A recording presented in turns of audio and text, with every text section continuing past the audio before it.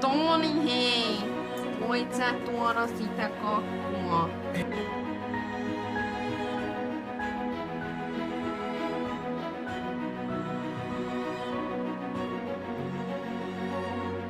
Mikitetty nyt 3 puikkomikillä, juontajilla langattomat panelisteille telkkari, joka menee jakajalla kahtia ja tulee tolle yleisötelkkari tänne toiseen nurkkaan, äänipöydät,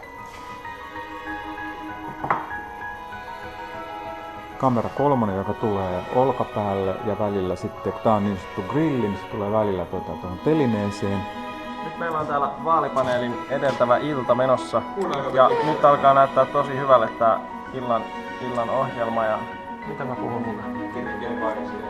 Mut se on ihan hyvä, kun puhuu tämmösiä videoita, niin sitten niistä saa selvää tosi hyvin. Kun sä oot niin chef.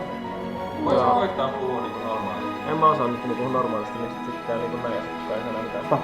Illalla 8:30 aikaa neljänä iltana. Täällä Joosep tekee pöytätekstejä nimiä ehdokkaille. Teemu koodaa inserttivideoa ja Patrik tuossa tekee ääniä laittaa kuntoon.